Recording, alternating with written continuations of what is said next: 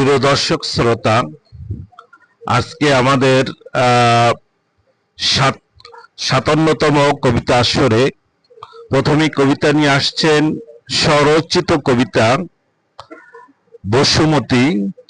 কবিতা কবি নিজে তার কণ্ঠে আবৃত্তি করছেন আমাদের সকলের শ্রদ্ধাভাজন ব্যক্তিত্ব জনাব আব্দুস সামাদ।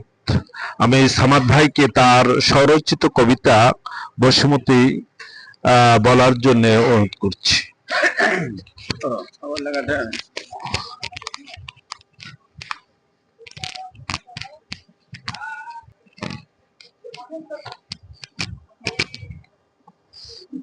সবাইকে স্বাগত জানিয়ে আজকের অনুষ্ঠানের প্রথম কবিতা আমি আবৃত্তি করছি।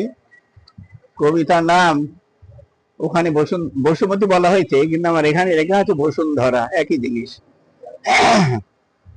আচ্ছা, কবিতার নাম বসুন্ধরা। হে ধরিত্রী অহে বসুন্ধরা, সময়ের সীমা নেই কো তোমার, নেই বার্ধক্য জরা। তুমি কি বলিতে পারো জন্ম তোমার কোন সে সালে, শৈশব কৈশোর যৌবন কাটালে কোথায় কোন হালে। জন্ম তোমার হয়েছে কি শুধু রক্ষা করা সৃষ্টির ধারা, কখনো কখনো ক্ষুব্ধ হয়েছ জানি হে বসুন্ধরা। বিছায় রেখেছ আঁচল অনন্তকাল সবার তরে, যুগাও জীবের আহার কার আদেশে কেমন করে। লতা গুল্ম ঝোপ ঝাড় বৃক্ষ ধারণ করে রেখেছ বুকে, নেই কোলাহল নেই হলাহল সকলে বসত করেছে সুখে। চড়ুই কোকিল সারস শকুন হাজার জাতের পাখি, বিচরণ এদের শূন্য হলেও ধন্য করেছে বক্ষে রাখি। হাজার প্রকার জীব জন্তু একে অপরের খাদ্য হয়ে বিচরণ করে বক্ষে তোমার জীবনের ঝুঁকি লয়ে। নেই বাদী নেই বিবাদী নেই আদালত বিচার সালিশ, লাগে না যুদ্ধ বিমান বন্দুক কামান না রক্ষী পুলিশ।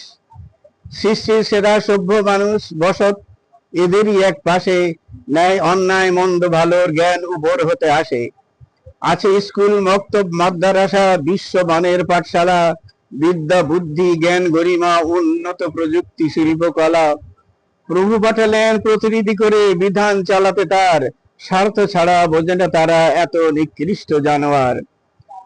হানাহানি আর খুনোখুনি চলে সমগ্র বিশ্ব জুড়ে, সভ্য মানুষ অসভ্য হয়েছে যেন ভদ্র লেবাসে মোড়ে।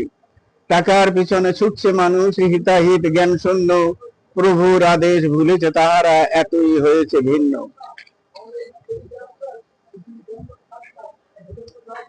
আছে ফয়সালা চিরবন্দিশালা কিংবা ফাঁসির রশি, চেতনা তাদের ফেরে না কিছুতে সকলেই দেখো বসি। কত নদ নদী তবু বক্ষ চিরিয়া মিশে গিয়ে সাগরে, অসীম ওজন লয়ে জেগে বসেছে পাহাড়ি পাথরে। কত হাইওয়ে তব বুক চিরে গেছে দিগন্ত ছাড়ায়, গর্ব ভরে মাথা উঁচু করে বুর্জে খলিফা আছে দাঁড়ায়। বসুমতী তব ধৈর্যের বাঁধ ভাঙত আর একবার, বিদা হয়ে বিনাশ করো পাক পঙ্কিল উদর তোমার। ধন্যবাদ।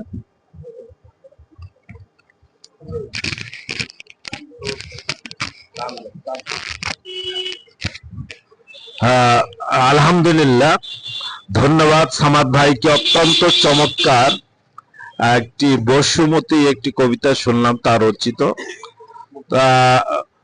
তো আসলে কবিতাটির মধ্যে আমরা যদি আলোচনা দেখি যে শেষের দিকে যে উনি বর্ণনার শেষের দিকে এই যে যারা ধরিত্রী এই পৃথিবীতে যারা অবস্থান করছেন তাদের চরিত্র নিয়েও তিনি কিছু কথা বলছেন। ধন্যবাদ। ধূমকেতু সংস্কৃতি একাডেমির পক্ষ থেকে তাকে আরেকবার ধন্যবাদ জানাচ্ছি।